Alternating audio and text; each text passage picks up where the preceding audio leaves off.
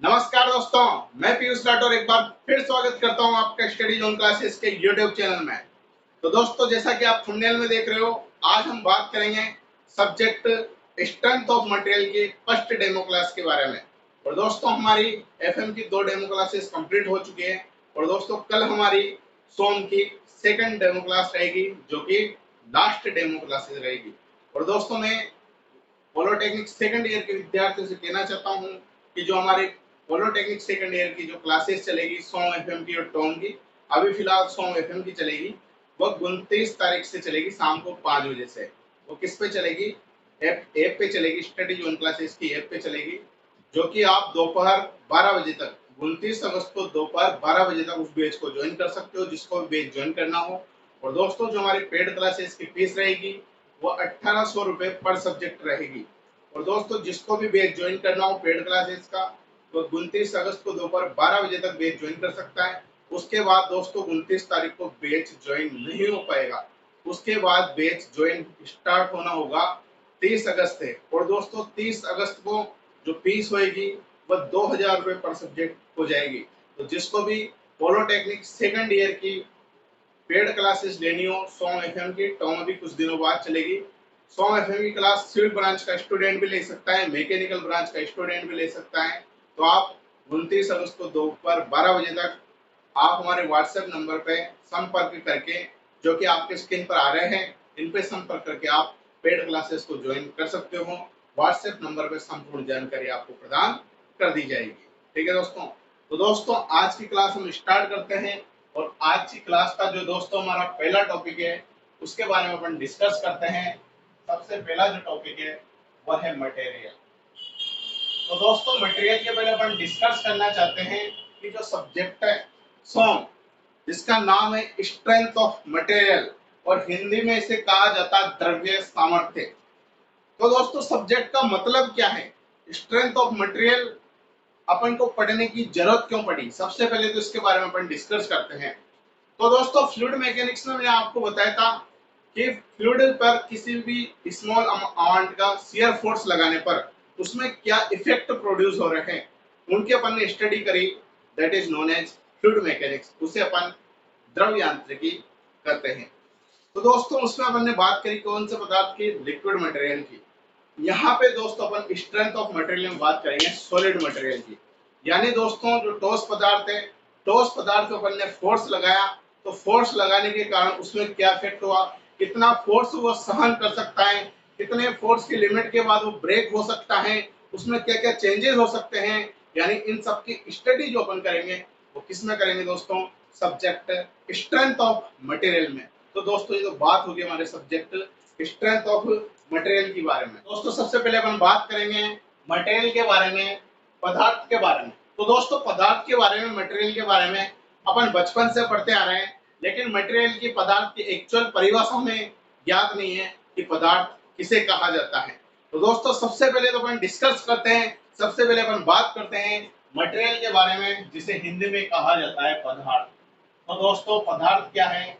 कि ऐसा कण या ऐसा पार्टिकल जो स्थान या जगह घेरता है, उसे पदार्थ कहा जाता है।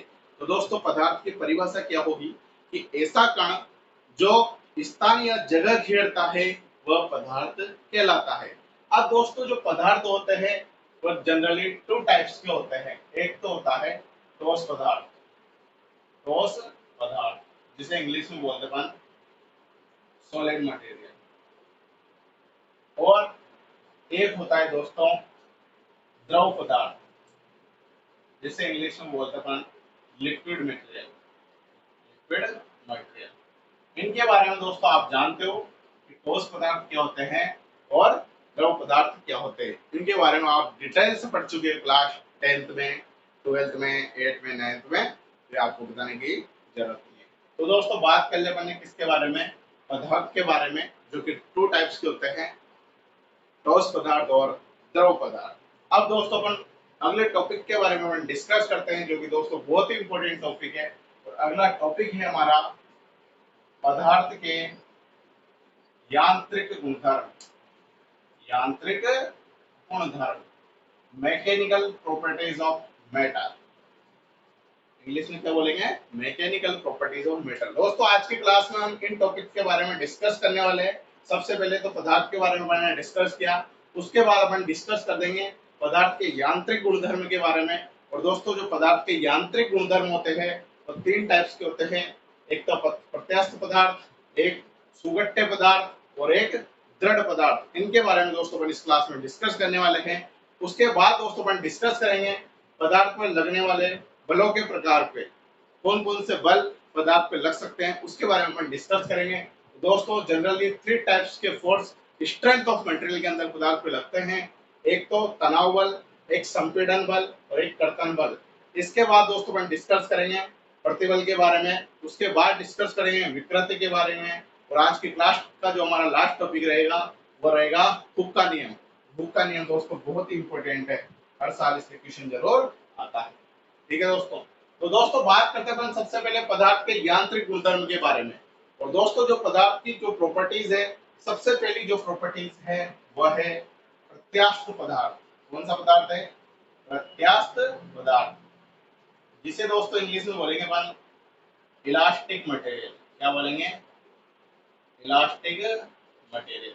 अब दोस्तों डिस्कस करते हैं कि प्रत्यास्थ पदार्थ इलास्टिक मटेरियल क्या होता है।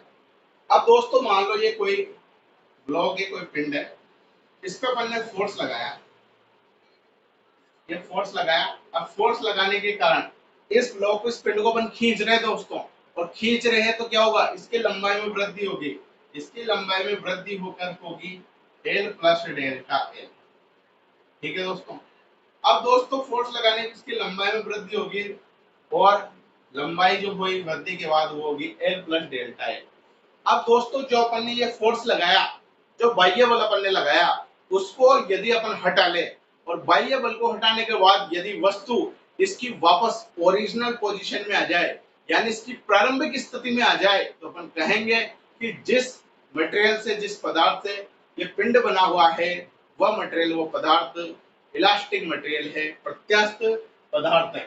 ठीक है दोस्तों, तो प्रत्यास्थ पदार्थ ऐसे पदार्थ होते हैं जिन पर आरोपित बाह्य बल हटाने पर वह उनकी ओरिजिनल पोजीशन में या प्रारंभिक स्थिति में वापस आ जाते हैं, तो उन मटेरियल को, उन पदार्थ को अपन प्रत्यास्थ पदार्थ कहते हैं।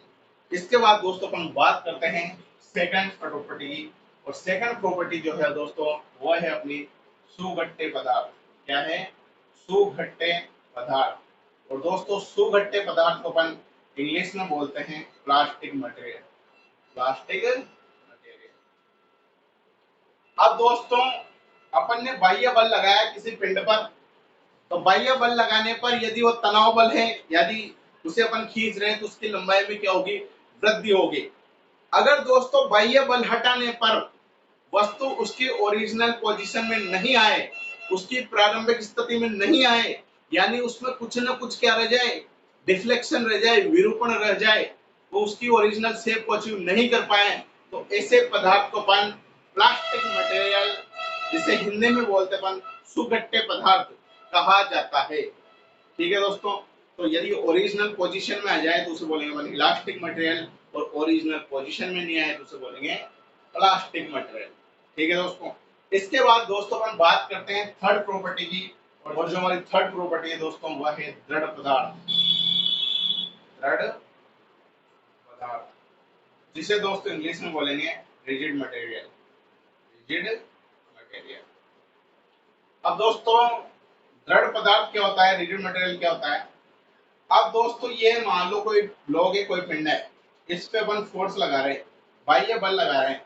अब बाह्य बल लगाने के कारण भी इसके लंबाई में या इसके शेप में किसी भी प्रकार का परिवर्तन नहीं हो रहा, यानी ये जैसा है वैसा ये, इसकी लंबाई प्लस पहले एल थी, तो फोर्स लगाने के बाद भी इसकी लंबाई वैसी ही बनी हुई है, ये बिल्कुल कुछ भी नहीं कर रहा, जैसा है वैसा ये बिल्कुल ढीठ है। बिल्कुल ढीठ है तो कौन सा पदार्थ है, दृढ़ पदार्थ है, रिजिड मटेरियल है। तो दोस्तों ऐसा पदार्थ जिस पर बाह्य बल लगाने पर भी उसमें किसी भी प्रकार का परिवर्तन न हो, तो वैसे पदार्थ को अपन रिजिड मटेरियल यानी दृढ़ पदार्थ कहते हैं। ठीक है दोस्तों, तो दोस्तों अपन ने बात करी पदार्थ के यांत्रिक गुणधर्म के बारे में, मैकेनिकल प्रॉपर्टीज ऑफ मटेरियल के बारे में। इसके बाद दोस्तों बात करते हैं अगले टॉपिक की, तो हम आगे चलते हैं।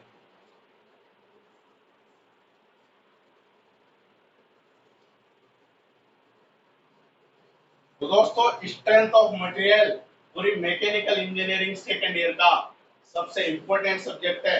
सारे इंपॉर्टेंट है वैसे तो, लेकिन ये सब्जेक्ट दोस्तों बहुत दमदार सब्जेक्ट है।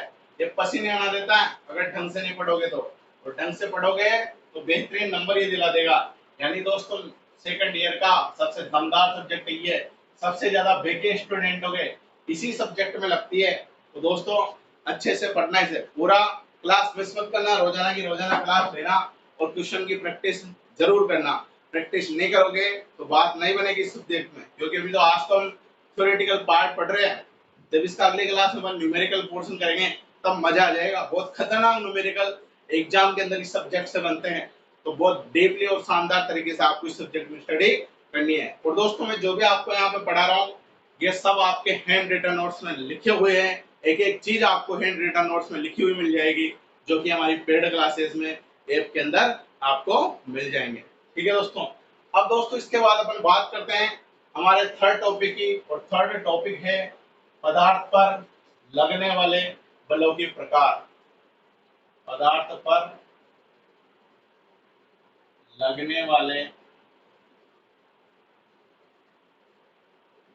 बलों के प्रकार। तो दोस्तों पदार्थ पर मटेरियल में कौन कौन से बल लगते हैं सोन के अंदर, उसके बारे में अपन डिस्कस करते हैं।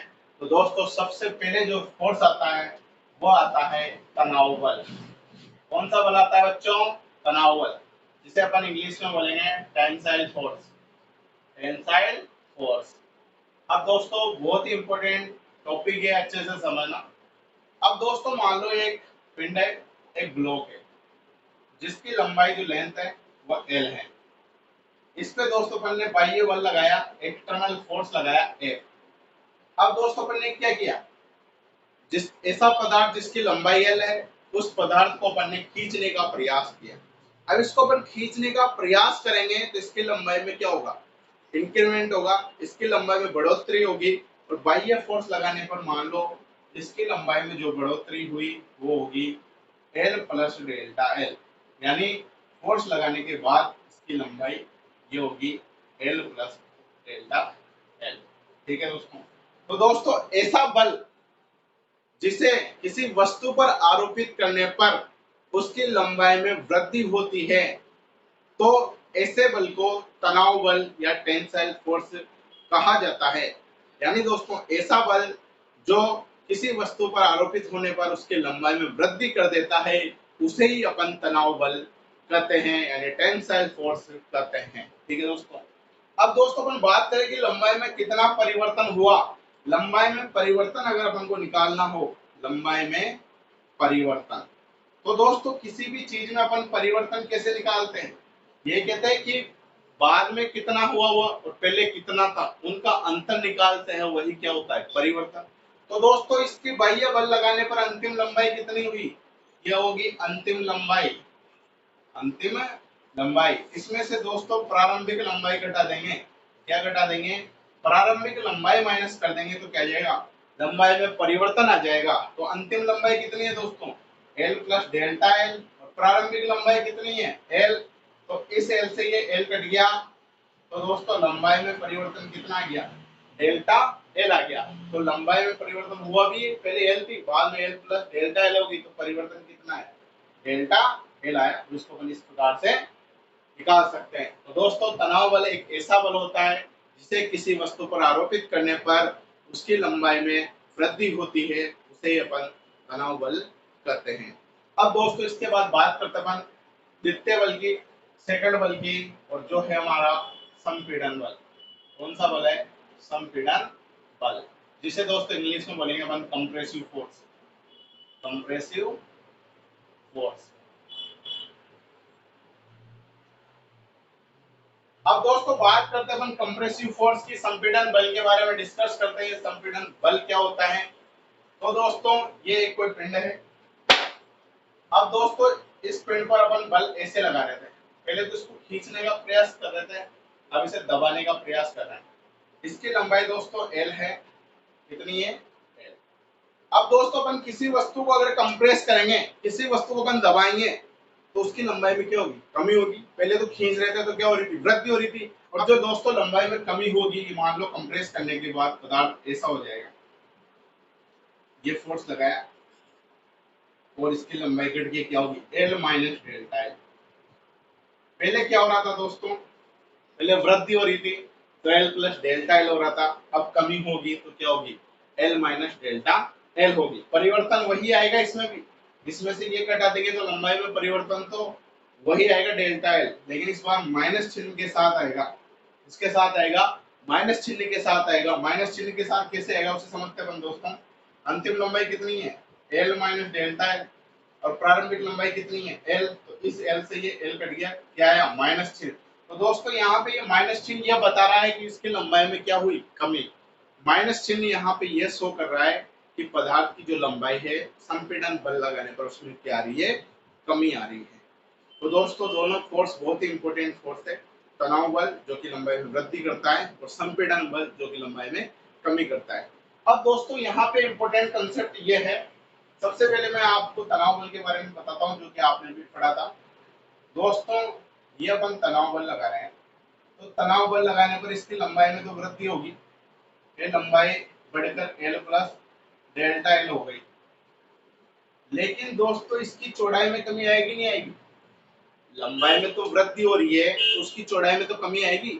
जैसे ये पेन है, इस पेन को मैं खींच के लंबा करूंगा तो इसकी ये मोटाई, ये जो डायमीटर है ये कम होगा, नहीं होगा। तो दोस्तों कोई भी छड़ है, कोई भी पिंड है, यदि उस पर अपन तनाव बल लगाएंगे तो उसकी लंबाई में तो वृद्धि हो जाएगी, लेकिन उसके चौड़ाई में और उसके व्यास में क्या आएगी, कमी आएगी। दोस्तों इसको लंबा करेंगे तो गोल वाला शेप भी कम होगा, नहीं होगा। गोल वाला शेप कम होगा, तो गोल वाला शेप को क्या बोलते हैं अपन, ये क्या है, इसका डायमीटर है, इसका व्यास है। जब इसके लंबाई में वृद्धि करेंगे तो इसके व्यास में क्या आएगी, कमी आएगी। और व्यास में कमी आएगी तो इसकी चौड़ाई जो है, चौड़ाई में भी क्या आएगी, कमी आएगी। तो दोस्तों तनाव बल एक ऐसा बल है जो पदार्थ की लंबाई में तो वृद्धि कर देता है, लेकिन चौड़ाई में क्या कर देता है, कमी कर देता है। और कमी होने के बाद चौड़ाई हो जाएगी बी माइनस डेल्टा बी, हो जाएगी बी माइनस डेल्टा बी। और व्यास में भी कमी होगी तो व्यास में कमी क्या हो जाएगी, डी माइनस डेल्टा डी। तो दोस्तों तनाव बल में केवल वृद्धि लंबाई में होगी और व्यास में और उसकी चौड़ाई में क्या होगी, कमी। ये तो है दोस्तों लंबाई में वृद्धि, क्या है, लंबाई में वृद्धि। और ये है इसके चौड़ाई में कमी, चौड़ाई में कमी, और व्यास में कमी, व्यास में कमी। दोस्तों आपको कुछ भी लिखने की जरूरत नहीं है, आप समझो क्लास को अभी से, सब कुछ है रिटन नोट्स में लिखा हुआ है एक एक चीज। तो आपको किसी प्रकार की टेंशन लेने की जरूरत नहीं, बस आपको समझनी है चीजें, ठीक है दोस्तों। तो तनाव बल में लंबाई में वृद्धि होगी, चौड़ाई में कमी होगी, व्यास में कमी होगी। और दोस्तों संपीड़न बल, संपीड़न बल में लंबाई में कमी हो रही है, लंबाई में क्या हो रही है, कमी। लंबाई में तो कमी होगी, लेकिन दोस्तों इसकी चौड़ाई बढ़ी नहीं बढ़ी, और चौड़ाई बढ़ी, इसको दबाएंगे तो इसका एक गोल वाला शेप भी बढ़ेगा, यानी इसका डायमीटर भी बढ़ेगा। तो दोस्तों इसमें क्या जाएगी, चौड़ाई में वृद्धि हो जाएगी, और चौड़ाई में वृद्धि होगी बी प्लस डेल्टा बी। और व्यास में भी क्या होगी, वृद्धि होगी, और व्यास में वृद्धि होगी डी प्लस डेल्टा डी। तो चौड़ाई में भी वृद्धि होगी और व्यास में भी वृद्धि होगी, किसमें, संपीड़न बल में। तो दोस्तों बहुत ही इंपॉर्टेंट कंसेप्ट है कि तनाव बल में लंबाई में वृद्धि होती है, बाकी दोनों क्वांटिटी में चौड़ाई में और व्यास में कमी होती है, जबकि संपीड़न बल में लंबाई में कमी होती है, बाकी रिमेनिंग दो क्वांटिटीज जो है चौड़ाई और व्यास, उन दोनों में क्या होती है, वृद्धि होती है। तो दोस्तों ये हमने बात करी तनाव बल और संपीड़न बल के बारे में। अब दोस्तों हम बात करेंगे कर्तन बल के बारे में, जिसे इंग्लिश में बोलते हैं शियर फोर्स। तो अब बात करते हैं हमारे शियर फोर्स के बारे में, कर्तन बल के बारे में। तो हम आगे चलते हैं।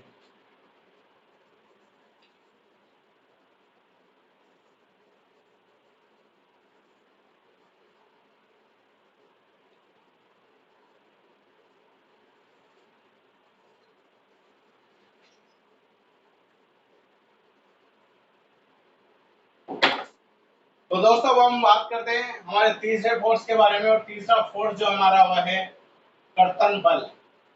कर्तन बल यानी जिसे इंग्लिश में बोलेंगे शियर फोर्स। क्या बोलेंगे दोस्तों, शियर फोर्स। अब दोस्तों कर्तन बल क्या है, मान लो दोस्तों ये एक पिंड है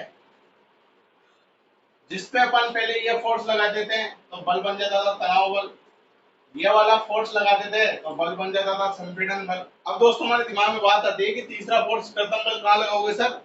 इधर भी लगा दिया, इधर भी लगाया, अब क्या बची? तो दोस्तों ये जो पिंड है, इस पिंड की अक्ष के समांतर, ये इसकी अक्ष है, यदि इस अक्ष के समांतर अपन फोर्स लगाएं, कैसे लगाएं? इसकी अक्ष के समांतर। जैसे दोस्तों मान लो ये डस्टर है, इस डस्टर में मैंने ऐसे फोर्स लगाया, ऐसे, ये क्या हुआ? इसके अक्ष के समांतर हुआ। तो इसके अक्ष के समांतर जब अपन फोर्स लगाएंगे तो उस बल को कहा जाता है शियर फोर्स। यानी किसी भी पिंड के यानी किसी भी ब्लॉक की अक्ष के समांतर लगने वाले बल को कर्तन बल, शियर बल कहा जाता है। ठीक है दोस्तों, तो इसे पिंड की अक्ष के समांतर, ये समांतर वर्ड बहुत ही इंपॉर्टेंट है दोस्तों। किसी अक्ष के समांतर, किसी पिंड के अक्ष के समांतर लगने वाले बल को कर्तन बल कहा जाता है, कर्तन बल कहा जाता है। तो दोस्तों एसएससी जेईई में भी क्वेश्चन काफी बार आ चुका है कि कर्तन बल किसे कहा जाता है? जो अक्ष की दिशा में लगे, अक्ष के समांतर लगे, अक्ष के लंबवत लगे, या इनमें से कोई नहीं। तो दोस्तों हमारे उस क्वेश्चन का आंसर क्या हो जाएगा? जो अक्ष के समांतर लगे। तो दोस्तों बहुत ही इंपॉर्टेंट क्वेश्चन है कि कर्तन बल एक ऐसा बल होता है जो किसी भी एलिमेंट, किसी भी पिंड की अक्ष के समांतर लगता है।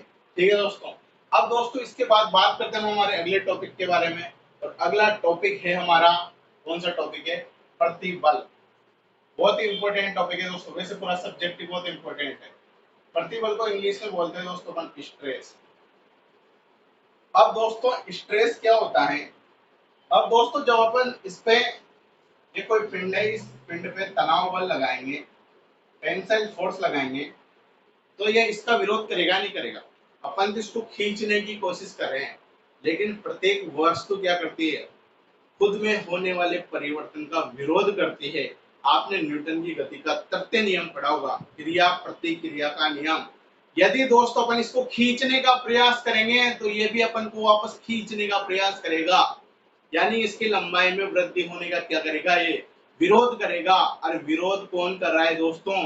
इस पिंड के अंदर उपस्थित आंतरिक प्रतिरोधीय बल, इंटरनल रेजिस्टेंस फोर्स, जो कि रिएक्शन फोर्स है, प्रतिक्रिया बल है, वो इसका विरोध कर रहा है। कौन कर रहा है? आंतरिक प्रतिरोधीय बल, आंतरिक प्रतिरोधीय प्रतिरोधीय बल। और दोस्तों जो आंतरिक प्रतिरोधीय बल होता है, यह इस आरोपित बाह्य बल के बराबर ही होता है। बस क्या होता है? केवल दिशा विपरीत होती है।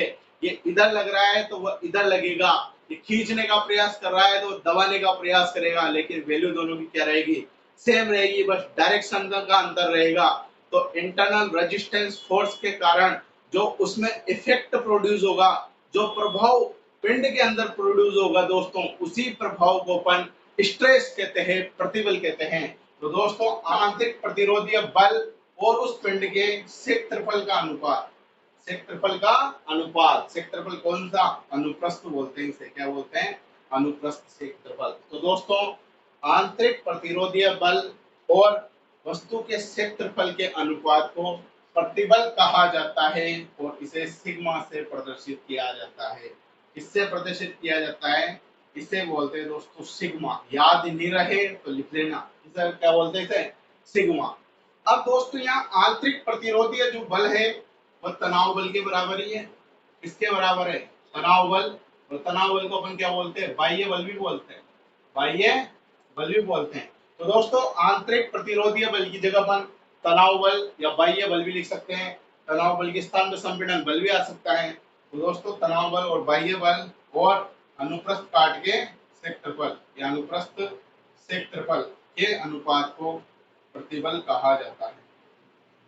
अब दोस्तों इसके मात्रक की अपन बात करें, इसकी यूनिट की अपन बात करें, तो दोस्तों इसका मात्रक क्या होता है? इसकी यूनिट क्या होती है दोस्तों? बल। बल का मात्रक क्या होता है? न्यूटन। और क्षेत्रफल का मात्रक क्या होता है दोस्तों?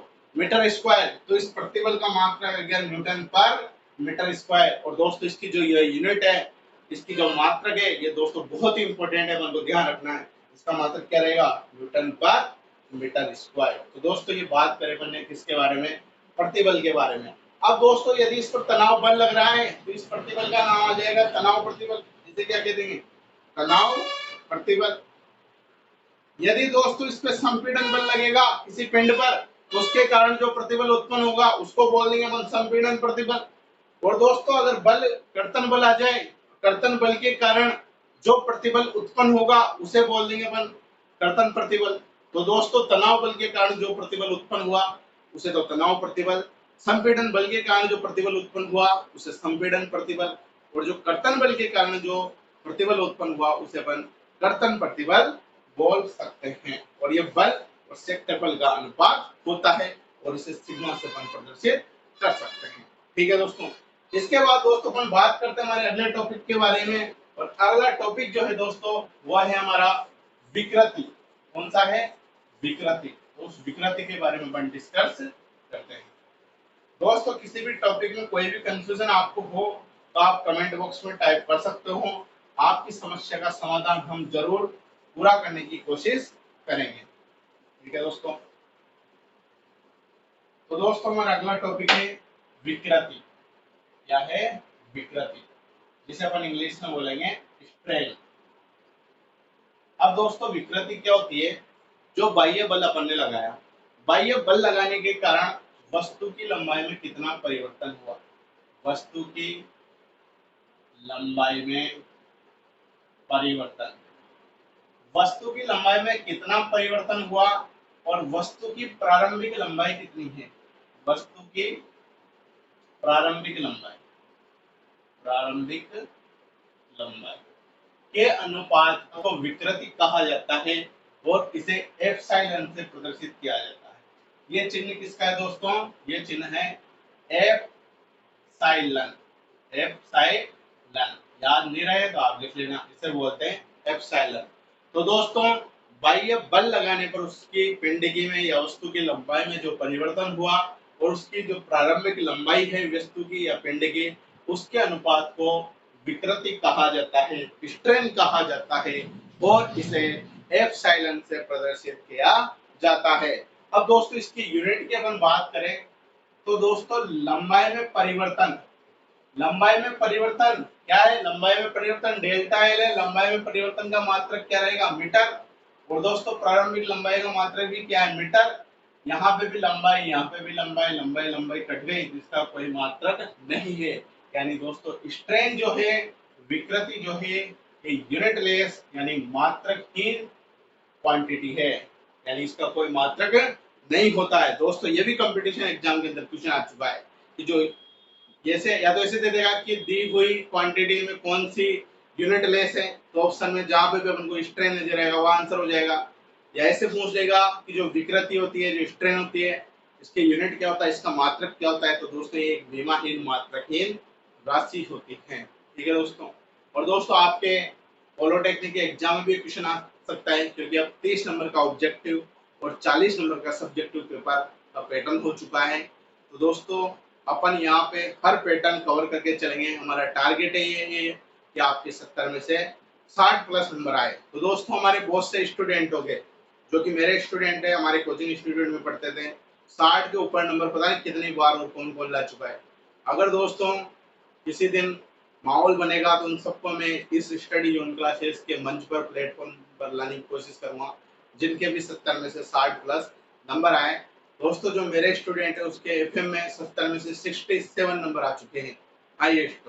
और दोस्तों सोम के अंदर भी 63 नंबर हाईएस्ट आ चुके हैं हमारे स्टूडेंटों के। तो दोस्तों अगर आप अच्छे से पढ़ोगे, कंसेप्ट क्लियर करते हुए पढ़ोगे तो नंबर आपके भी आएंगे। ठीक है दोस्तों। अब दोस्तों विकृति के अपन ने बात करी, स्ट्रेन के अपन ने बात करी। यदि दोस्तों तनाव बल के कारण लंबाई में परिवर्तन होगा तो उसे अपन तनाव विकृति बोल देंगे। यदि संपीड़न बल के कारण वस्तु में परिवर्तन होगा, उसकी लंबाई में परिवर्तन होगा और उसके कारण जो विकृति उत्पन्न होगी उसे अपन संपीड़न विकृति बोल देंगे। और दोस्तों कर्तन बल के कारण यदि उत्पन्न हुई तो उसी विकृति को अपन क्या बोल देंगे, कर्तन विकृति। ठीक है दोस्तों। ये बात होगी अपनी किसकी, विकृति की। इसके बाद दोस्तों सबसे इंपॉर्टेंट टॉपिक जो है इस चैप्टर का, उसकी हम बात करते हैं, वह है हमारा हुक का नियम। इसका नियम है हुक का नियम। दोस्तों बुक का नियम 1-2 नंबर में कंपटीशन एग्जाम के अंदर जरूर आता है। और दोस्तों जो न्यूमेरिकल इस चैप्टर के अपन करेंगे आगे की क्लास में, वो पूरे इस नियम पर बेस है, ज्यादातर इस पर हुक के नियम पर। तो दोस्तों जो हुक्स लॉ है, हुक का नियम जो है वो क्या कहता है, उसके बारे में डिस्कस करते हैं। हुक का नियम, तो दोस्तों भाई साहब हुक बोलते हैं कि किसी भी वस्तु पर बाह्य बल लगाने पर उसमें उत्पन्न प्रतिबल का मान उसकी विकृति के समानुपाती होता है। क्या बोला भाई साहब हुक ने? हुक ने यह बोला कि किसी भी वस्तु पर बाह्य बल लगाने पर उस वस्तु में उत्पन्न प्रतिबल उसके विकृति के समानुपाती होता है। और दोस्तों प्रतिबल को अपन किससे रिप्रेजेंट करते हैं? सिग्मा से। और विकृति को किस पर से रिप्रेजेंट करते हैं? एप्सिलॉन से। अब दोस्तों यहाँ पे अपन समानुपाती का चिन्ह हटाएंगे। तो आपने बचपन की क्लासों में पढ़ा है, जब भी हम समानुपाती का चिन्ह हटाते हैं तो एक कांस्टेंट आता है। और दोस्तों यहाँ पे जो कांस्टेंट आएगा वो कैपिटल ई आएगा। क्या आएगा? कैपिटल ई और एप्सिलॉन। अब दोस्तों यहाँ इसी इक्वेशन को अपन ऐसे लिख सकते हैं, कैपिटल ई बराबर सिग्मा, और इसे एप्सिलॉन कहाँ ले गया मैं? इसके नीचे बटा में ले गया। कहाँ ले गया? बटा में। तो दोस्तों ये बहुत ही इंपॉर्टेंट फॉर्मूला गया, E बराबर सिग्मा बटा एप्सिलॉन। जहां पे दोस्तों जो ये कैपिटल E है इसे अपन यंग मापांक क्या बोला जाता है? यंग मापांक या प्रत्यास्थता गुणांक, प्रत्यास्थता गुणांक कहा जाता है। यानी दोस्तों हुक साहब ने यह बोला कि किसी भी वस्तु पर बाह्य बल आरोपित करने पर उसमें उत्पन्न प्रतिबल उसकी विकृति के समानुपाती होता है। प्रोपोर्शनल का चिन्ह अपन ने हटाया तो यहाँ पे एक कांस्टेंट आया कैपिटल ई। इस कैपिटल ई को अपन ऐसे भी लिख सकते हैं, एप्सिलॉन बटा में चल जाएगा, सिग्मा बटा एप्सिलॉन, और इसे बोलते हैं यंग मापांक या प्रत्यास्थता गुणांक। ठीक है दोस्तों, ये बात होगी हमारे किसकी? हुक के नियम की। अब दोस्तों इस यंग मापांक की यूनिट के बारे में अपन बात करें, इसका मात्रक क्या होता है, तो दोस्तों इसके मात्रक के बारे में अपन डिस्कस करें तो दोस्तों सिग्मा, सिग्मा क्या है? प्रतिबल। और प्रतिबल का मात्रक अपन ने थोड़ी देर पहले पढ़ा है, क्या होता है? न्यूटन पर मीटर स्क्वायर बटा बटा एप्सिलॉन यानी विकृति। और विकृति का तो कोई मात्रक नहीं होता है, इसका कोई मात्रक नहीं होता, तो इसका मात्रक भी क्या रह जाएगा? न्यूटन पर मीटर स्क्वायर। तो दोस्तों जो प्रतिबल का मात्रक होगा वही मात्रक होगा किसका? यंग मापांक का या प्रत्यास्थता गुणांक का। ठीक है दोस्तों, तो ठीक है दोस्तों, आज की हमारी क्लास को हम यही समाप्त करते हैं। इसके आगे का प्रोसेस हम अगले क्लास में कंटिन्यू करेंगे। तो दोस्तों जो भी अपन ने आज पढ़ा उसको आप एक बार अच्छे से रिवीजन करिए। बहुत ही मस्त सब्जेक्ट है दोस्तों, अभी इसकी शुरुआत है तो कुछ डेफिनेशन के बारे में मैंने डिस्कस किया। जब दोस्तों इस सब्जेक्ट के इस चैप्टर के न्यूमेरिकल स्टार्ट होंगे तो मजा आ जाएगा दोस्तों। और दोस्तों बहुत लंबा चैप्टर है, 1 महीने तक, लगभग 1 महीने तक चलने वाला चैप्टर है, और बहुत बेसिक चैप्टर है सब्जेक्ट स्ट्रेंथ ऑफ मटेरियल का। और दोस्तों बहुत शानदार तरीके से अपन इस चैप्टर को पढ़ने वाले हैं दोस्तों। मैं अपनी तरफ से पूरी जी जान लगा दूंगा, आपको भी जी जान लगानी है, और हमारा टारगेट यही रहना चाहिए, नंबर 60 प्लस। ठीक है दोस्तों, तो ठीक है दोस्तों, यदि आज का हमारा सेशन आपको पसंद आया हो तो इसको अधिक से अधिक लाइक करें, शेयर करें, और दोस्तों अभी तक आपने चैनल को सब्सक्राइब नहीं किया हो मित्रों तो सब्सक्राइब जरूर करें। बहुत बहुत धन्यवाद मित्रों। जय हिंद, जय भारत।